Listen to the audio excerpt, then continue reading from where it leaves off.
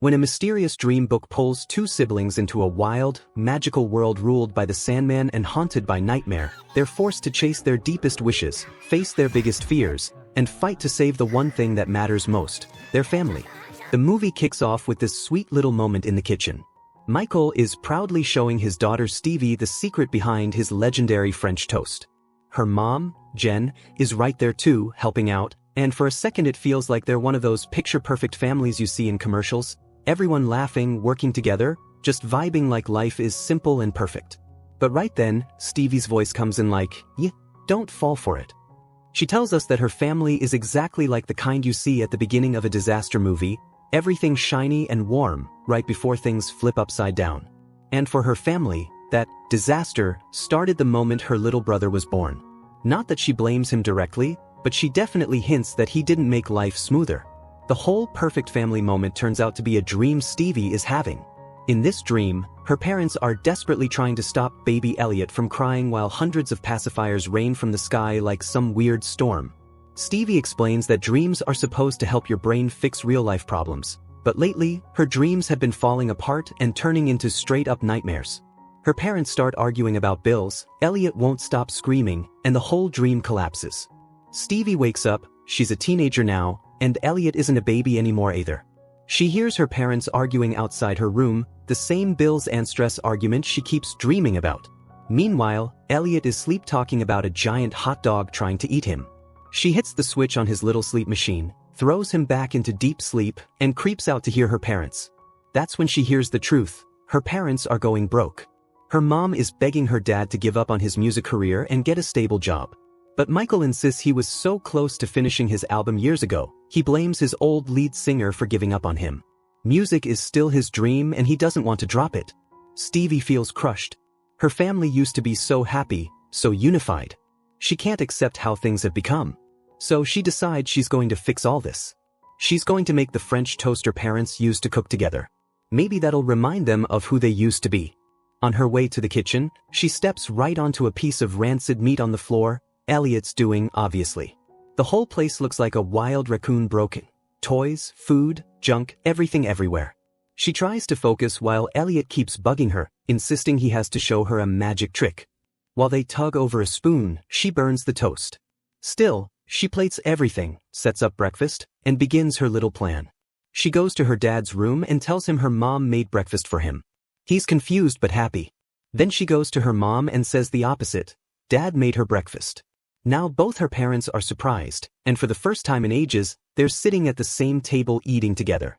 But Elliot being Elliot, he's loud, messy, and doing everything possible to ruin the vibe. Just when Stevie thinks she's pulling off her family reunion plan, her mom casually drops a bomb. She's leaving town tomorrow. There's a job opening at the University of Duth, associate professor position. She wants to apply. Michael tries to act chill with a fake smile, but Stevie sees right through it. After her dad walks away, Stevie finally asks her mom what's really going on. If this is about money, she's ready to hustle. She'll make a fake ID and work at a supermarket. She'll do babysitting. Anything to keep the family together. But her mom says it's just an interview, nothing guaranteed. Before leaving, she tells Stevie that while she's gone, she needs her to help Elliot pick a book for a class report. Stevie tries to stay calm, convincing herself that her parents will sort things out. But then Elliot pops in again, loud, excited, reminding her she promised to help him find a book. So off they go to the bookstore. Stevie tells Elliot to pick a classic book for his report. Teachers love that. But of course, Elliot sees a door with "employees only" on it and walks right in. While Stevie's waiting for him, she spots an old poster from her parents' first music gig and her heart breaks a little. Then, suddenly, June Bay appears, a teen worker at the bookstore, and Stevie instantly gets that first crush face. Meanwhile, Elliot opens an old dusty box and finds this strange book, The Legend of the Sandman, the Giver of Dreams. Stevie finds him, checks the book, and realizes it's basically all pictures, no words. Not even a real novel. The lights start flickering like something supernatural is happening. June Bay shows up and kicks them out of the restricted area. They grab a bunch of classic books to check out, and Stevie asks which one Elliot wants to use for his report. He proudly pulls out the Sandman book. Stevie flips. He literally stole it. Elliot argues that the tag said, priceless, so obviously that means it costs nothing. He shows her a page claiming the Sandman can make your dreams come true. Stevie calls him gullible, but Elliot starts bragging that if the Sandman grants his dreams, he'll have a jetpack, a six-pack, and dynamite fists. Then he asks Stevie what her dream is. She looks at a picture of her parents and you can tell she wants her family together again. But instead of admitting it, she lies and says she just wants her own room. That night, at midnight, weird noises wake Stevie up. Elliot's bed is shaking like crazy. The wall suddenly explodes open and Elliot's bed zooms out of the house. Stevie grabs onto the sheets and gets dragged along. Then the bed starts flying. Elliot discovers he can control it, and he's having the time of his life while Stevie is screaming like she's on a roller coaster she didn't sign up for. She sees a rocket button and tries to stop him from pushing it, but of course, he pushes it. They blast through the sky so fast they reach the moon. Stevie goes from terrified to stunned. The glowing lights around them are beautiful. When she touches one, a shadowy figure of the Sandman appears and tells them to come find him so he can make their dreams come true. Then the bed shuts off and they fall, until Stevie wakes up in her bed. But when Elliot runs into her room and says he had the exact same dream, she realizes it wasn't just a dream at all. The next night, Stevie hears her parents fighting again while her mom's about to leave for the job interview. Her dad begs her to stay, reminding her of everything they built here, their music, their kids, their memories. But her mom says things have changed. They need stability. This job could give their kids a better future. Stevie watches them break apart again. She grabs the Sandman book, desperate, and decides she's done pretending it's all fake. She reads the chant printed inside. Sandman, I call onto you. Grant me my dreams. Make them come true. Suddenly, she wakes up inside a dream, and her breakfast is talking to her. A donut is literally speaking. She realizes she's in Breakfast Town, a place she used to imagine when she was little. Everything is made of food, alive, walking around. She's about to go find the Sandman when, of course, Elliot appears in the dream too. And he's thrilled. She's not. A mysterious voice whispers that it can help them reach the Sandman. They follow it and find a toy stuck in an object. Elliot helps it out and freaks out. It's Tony, his toy from real life. Tony tells them the way to the Sandman, but warns them they'll have to get through Nightmare first. Stevie acts tough and says Nightmare won't stop her. Instantly, her teeth start falling out. The sky goes pitch black. All the friendly breakfast characters turn into twisted monsters. Tony whispers that Nightmare is here. She's the giver of nightmares, and she wants to scare them awake so they never reach the Sandman. Elliot panics. The terror gets so real that both of them wake up in their real beds. Elliot refuses to go back. He's done. Stevie is thrilled at first. If he doesn't return, he won't ruin her dream. But then she opens the Sandman book and learns something horrible. She and Elliot are psychically linked because they chanted the Sandman spell at the same time. Meaning, she can't reach the Sandman unless Elliot is with her. Elliot says he is absolutely not going back into that nightmare world, especially not just so Stevie can get her own room. She lied about what her dream really is, but he doesn't know that. So he tapes his eyes wide open so he won't fall asleep and get dragged back into those wild dreams again. Stevie walks in holding his turtle-shaped sleeping machine, the same little gadget that's been knocking him out since he was a baby. The moment Elliot sees it, he freaks out. He knows that machine works too well. He lunges for it, she holds it up out of reach, and the two of them wrestle until, crack. The machine slips out of their hands and smashes on the ground. Their magic sleep starter is gone. The next morning, their dad takes them out to a restaurant. He's trying to keep the vibe light, but it's kind of impossible with Elliot dropping forks and causing chaos every 2 seconds. While Dad is distracted, Stevie peeks at his phone, and her heart basically drops out of her chest. She sees an email. Her mom got the job. And worse, her parents are planning to get a divorce. Stevie tells Elliot later that night. He just freezes. Not only is the breakup scary, but the idea of being split away from Stevie terrifies him. That's when she finally admits the truth. Her real dream isn't about a new room. It's about their parents' music, their album, their whole life together.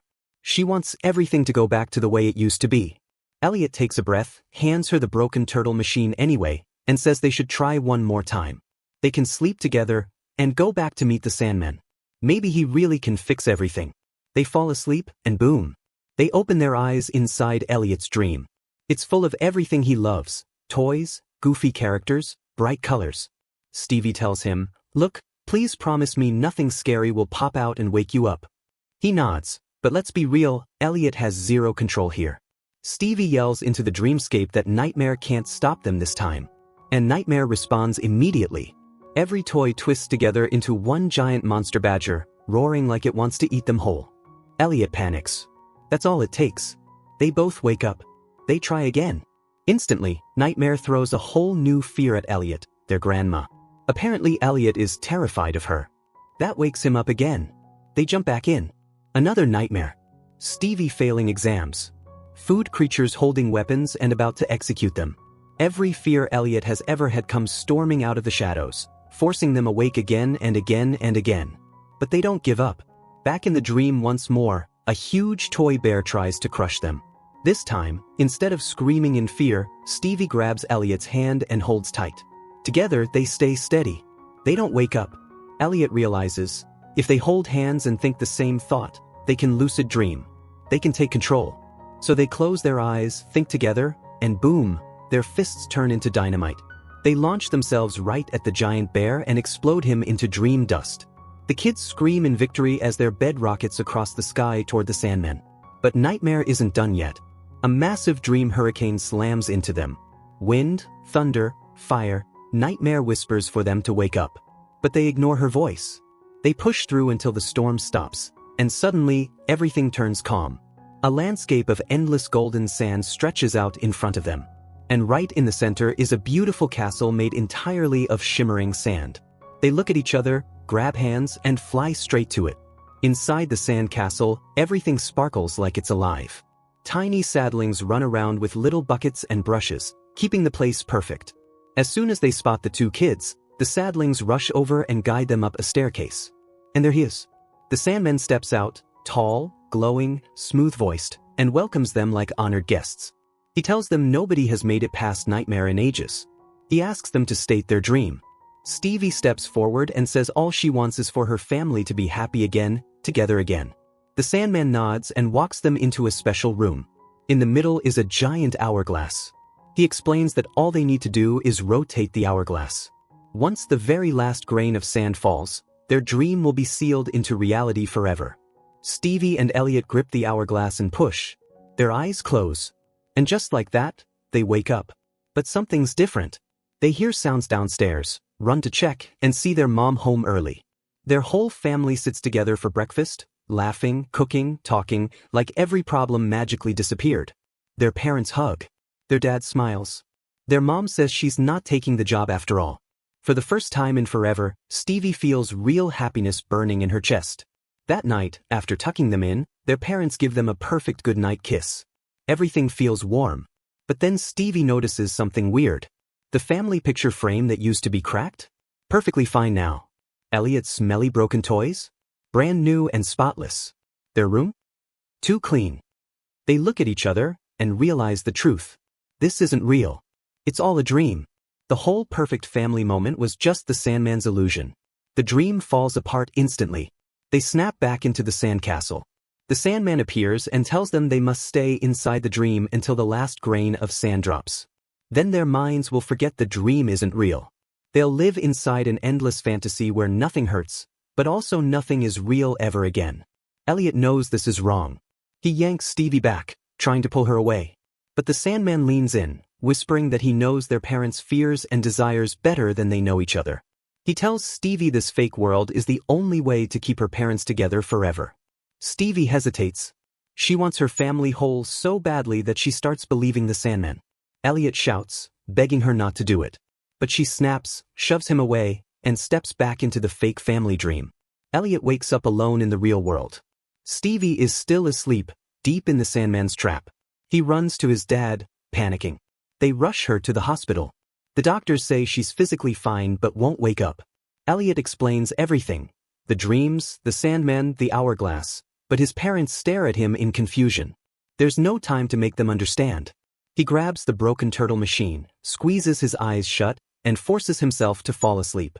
Inside the dream, Stevie wanders through her perfect life, but something feels wrong. She looks at an Elliot doll in her room and suddenly misses him like crazy. A memory returns. When they were younger, she couldn't win a toy at a fair, and Elliot gave up his favorite doll just to make her smile. They agreed to share it forever. Her chest aches. She wants to go home. But she's trapped. Meanwhile, Elliot bursts into the dream world, ready to fight. He pushes through Nightmare again, dodging every fear she throws his way. When Stevie sees him, she runs straight into his arms and apologizes over and over. She asks how he survived Nightmare this time, and Nightmare steps out herself. She tells Elliot she's not evil. She was trying to protect them from the Sandman because he's the real threat. She says that nightmares aren't meant to ruin dreams. They make people stronger so they can handle real life. You just need love to beat fear. Stevie and Elliot finally understand. They return to the sand castle together. The Sandman explodes in anger when he sees them. He orders his saddlings to stop them. But Stevie and Elliot sprint to their flying bed, blast off, and head straight for the hourglass. Just when it looks like Sandman has them cornered, their parents appear inside the dream. They finally believe everything and came to help. Together as a family, they charge forward. Stevie slams the rocket button. They soar straight to the hourglass as the very last grain of sand begins to fall. Stevie and Elliot grab hands, freeze time, and the entire room pauses. Their parents place their hands on their shoulders. Jen tells Stevie that even though things are changing, even though life is messy and confusing, they will always love her. They will always be a family, no matter what. Stevie and Elliot wipe their tears, raise their fists, and turn them back into dynamite. One big swing, and the hourglass shatters into a million sparkling pieces. The dream collapses, and the whole family wakes up in the real world. The movie ends with Elliot telling us that everything turned out okay. They're moving to Duth together. Their mom took the job. Their dad is starting a new band there. They're still a family. Still together. Just different, and that's okay. And that's how their wild journey through dreams, nightmares, and family finally comes full circle.